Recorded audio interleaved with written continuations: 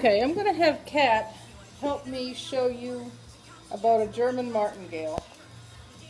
This is the first time I've put a bridle on her, so we'll see how she is. This is a cavesson. Whenever I start putting a bit in the horse's mouth, I'll start putting a cavesson on them to keep them from learning to open their mouth to avoid the bit. Put that on first. Don't want it tight. I just want it tight enough that it will inhibit her from closing her mouth. Opening her mouth. That's the neck rope of the German Martingale. Here's the snaffle bridle. I love this comfort snaffle. You see how it's curved to be comfortable in their mouth? Got rollers in it, a little bit of copper.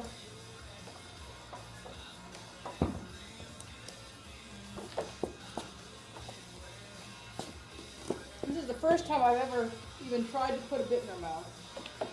I thought about trying it before I did it for the video, but it's too hot to mess around. It's just a little bit loose. I like it so it almost touches the corner of their mouth.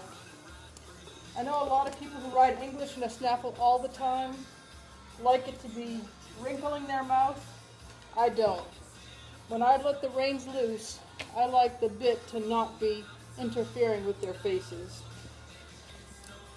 Now, this is the neck rope of the German Martingale, and here's a little snap that just clips onto the girth, front girth ring.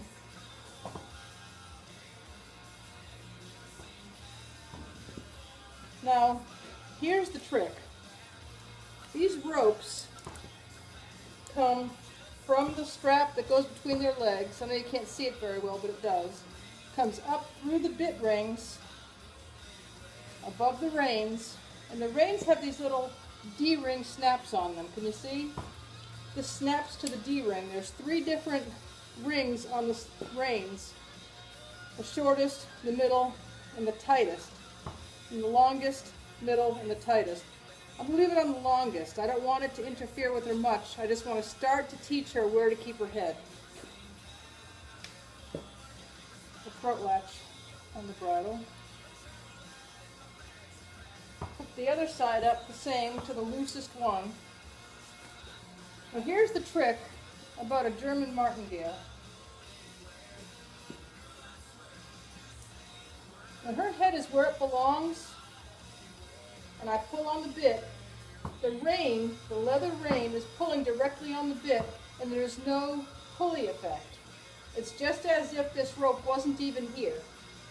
But if she goes to stick her head way up, see, then the rein gets loose, and the string here is what is contacting the bit. And that's what brings her head down, and as soon as her head comes back down where it belongs, then the rope is not doing anything again, and we're back onto a direct feel from the bit to my hand. So only when her head comes up out of position does that pulley effect of the rope take effect. That way they don't learn to fight against it. Their head goes up when you turn or when you stop, and this here encourages them to put their head back down, and as soon as they do, that pulley effect is gone. Never use this with a shanked bit. You don't want to double the pulley effect with the leverage effect of a shanked bit. People do, but I don't. It's really bad. So that's that. This is the only training aid that I like. It's the only training aid I use because I don't like anything that the horse will get dependent on. And all that this teaches them is to not need it. Same with the cavesson. Cavesson just teaches them not to learn to open their mouth to avoid the bit. So with the combination, they learn to keep their mouth closed, put their head down, and then there's no pressure other than the simple bit in their mouth. And I'm going to go give this a whirl now. Hope that was helpful.